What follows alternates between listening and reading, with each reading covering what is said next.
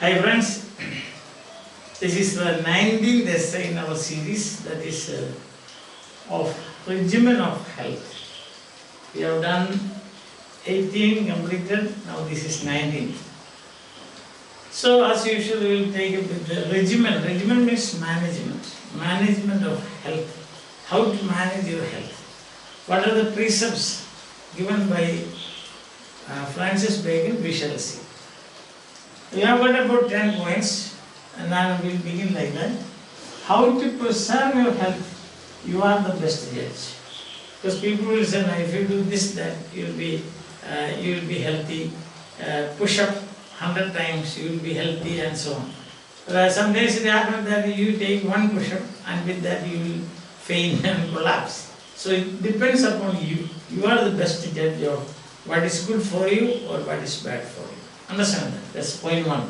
Secondly, when young, you may indulge in excesses but not in age. When you are young, many people indulge in or get into excesses, for excess drinking, for excess eating of sweets. Say 5 ice creams a day and so on. But when you are getting aged, you have to control. That's what it says. Understand? So excesses will be automatically be the problems created by excess can be automatically be cured by when you are young, because your body is fit at that time, whatever you do. But when you are getting aged, you cannot do that, so you have to be careful about that. And do not make sudden changes in food habits. Some days it happens, some people will say that if you eat, say your habit of eating is, suppose it is wheat, and then somebody says that no, wheat is not good, rice is better than that. So instead of eating wheat, you suppose start consuming rice, then sometimes it can do harm to you. Or you are a non-vegetarian and somebody says that, oh, non-vegetarian is not good, it spoils your stomach and all those things. It is, as Bernard Shaw says, it is their body. That's what it is. That good cadaver, you are eating cadaver, Bernard Shaw says. So you should now stop doing that. Start becoming, you become a vegetarian, that will be healthy. Look at all those vegetarians, how happy they are and so on. And suddenly, say up to 25th June, you are a non-vegetarian. 26th, you cannot suddenly change like that. Understand? So if you want to change slow.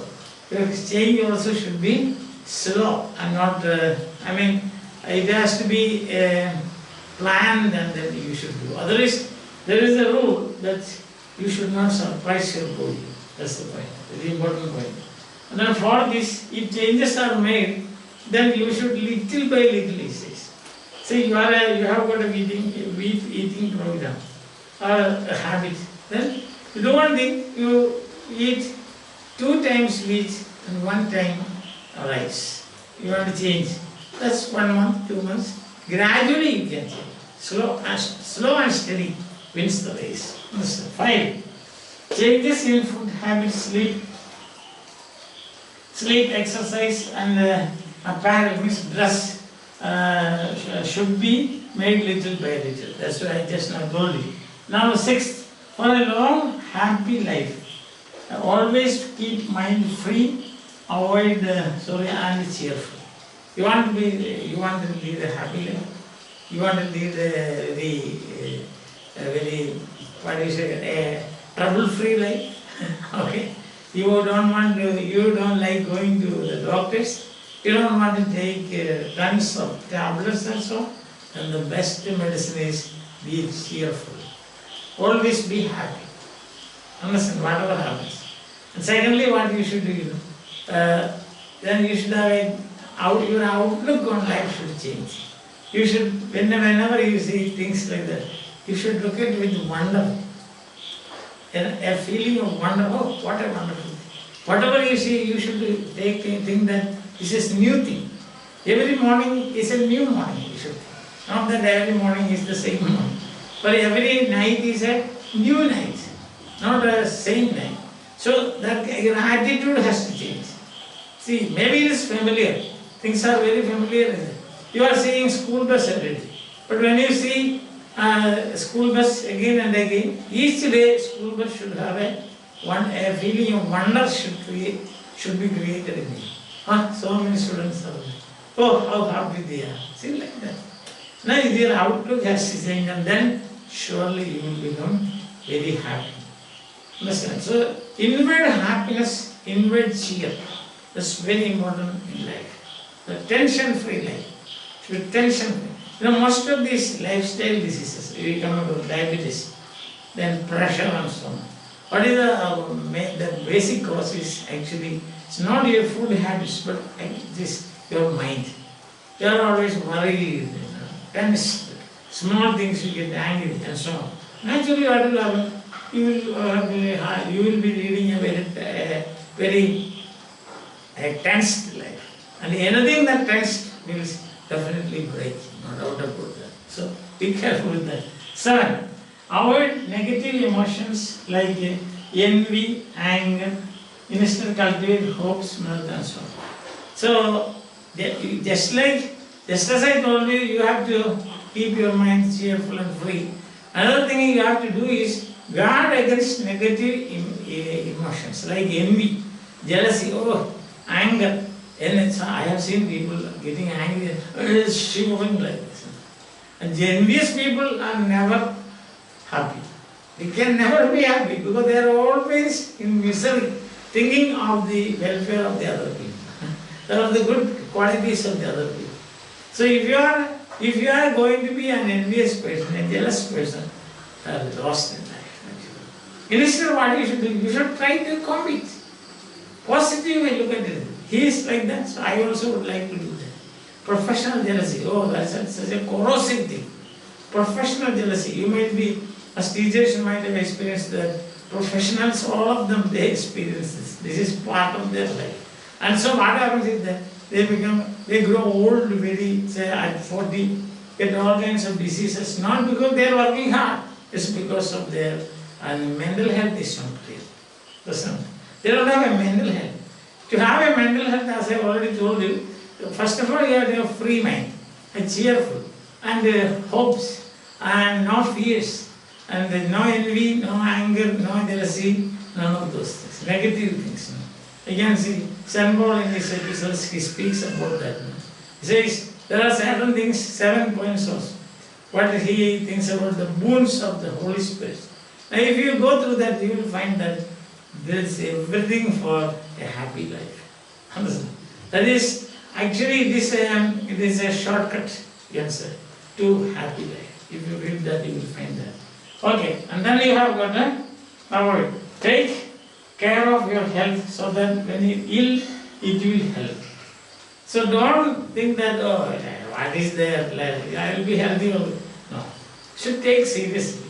You should see that just as you take your car for overhauling, for repairing, and so whenever a small, say something goes wrong, immediately you should get it repaired. Like that, you take care of your health, your diet, your exercising, and so on. Then what will happen? When you are ill, the body will take care of you. If you take care of your body properly, when you are ill, the body will take care of you.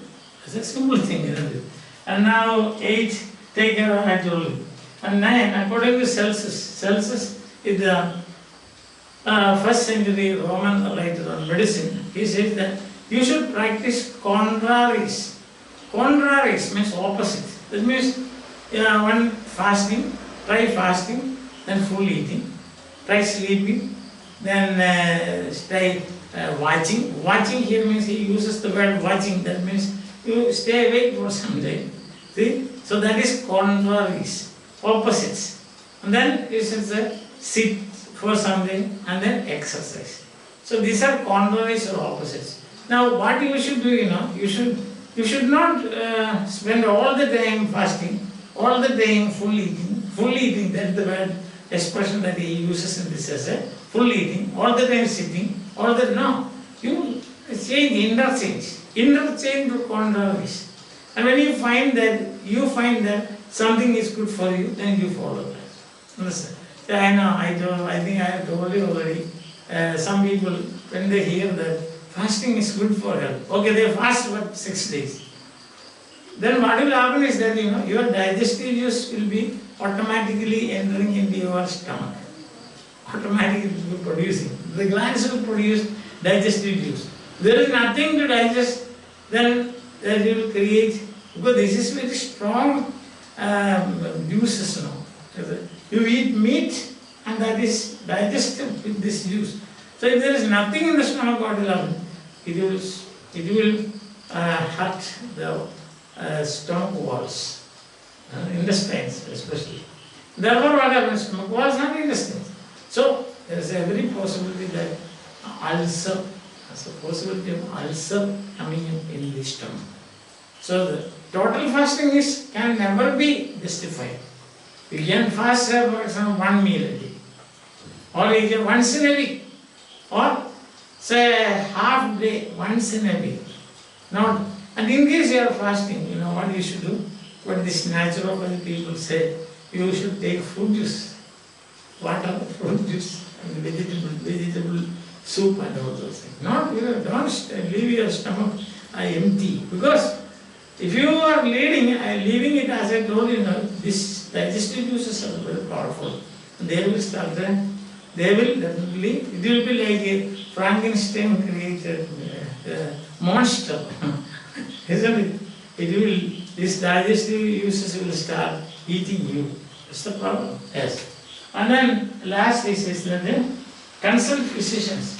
When you consult physician, you have to be careful with it, because there are some physicians, they will say, you advise, you are a physician, you are advising a patient who is halfway through cirrhosis, liver cirrhosis. You tell him, see, now you don't drink.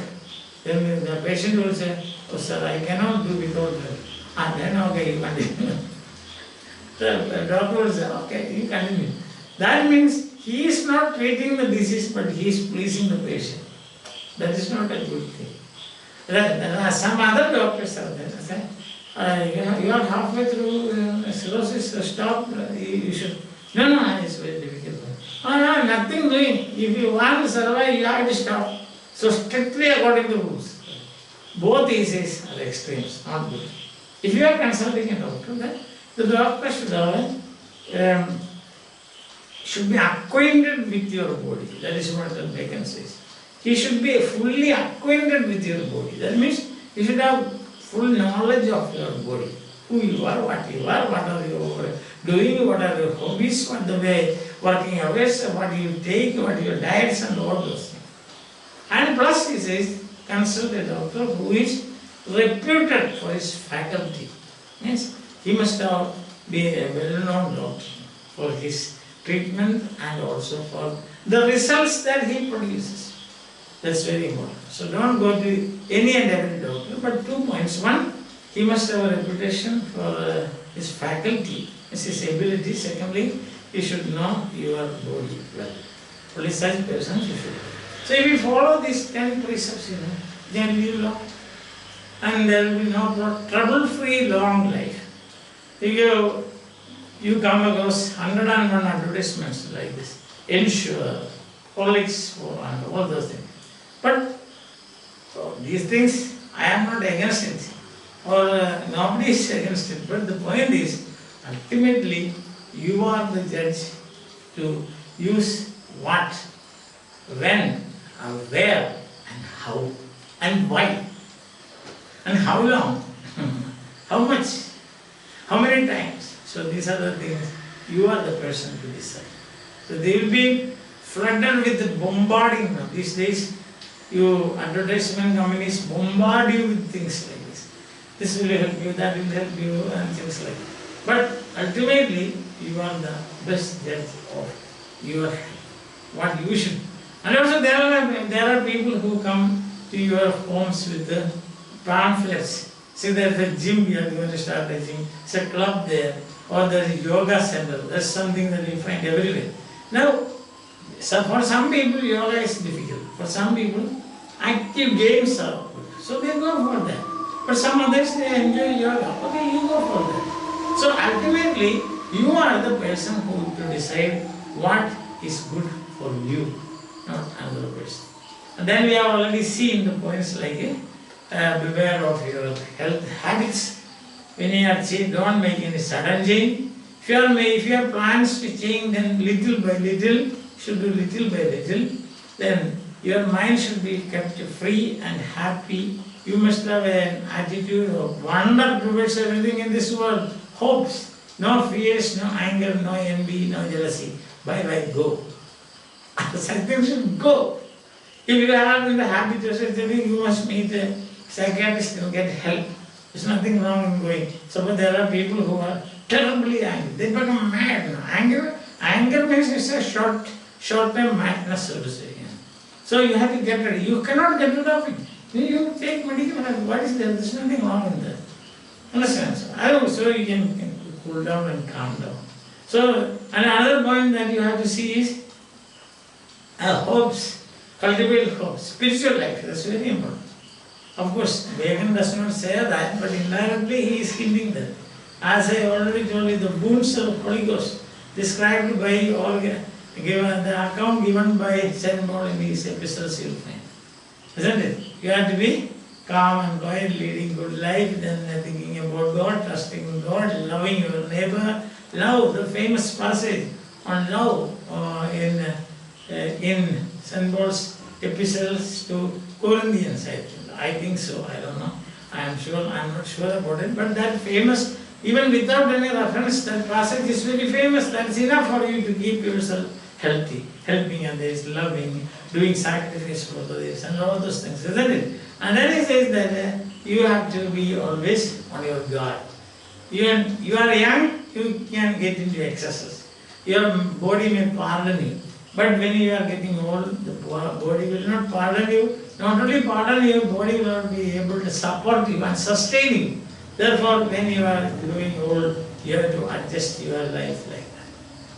Understand? That's a very important point. And then take care of your health. You should look after your health. Should actively look after your health. Not that everything is okay. Not okay attitude. But if you look after your life, body properly, what will happen? The body will look after you when you are sick. That's the thing. And then doctors, go to a doctor who knows you, and also who has gained a reputation for his faculty.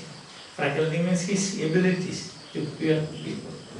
Hope that things are clear to you. Now we will take section by section from tomorrow, and then we will enjoy reading and also practicing these things. Not just reading alone, but practicing what has been listed by Francis Bacon in his lesson. Hope that you are enjoying and you are following me. So before we leave, let's think about health, your health as well as the health of the community. Spit not in public, gather not in public, wander not in public, entertain not in public, for us to protect our private life. If you protect your private life, I protect my private life, that is mutual protection. That means we will be protecting the entire human race. Let us be sincere and honest in this fight against this killer virus. And one day we will all come together and enjoy again like the good old days that we have been spending. Bye. Have a nice day. Enjoy your life. Be academic. Be alert.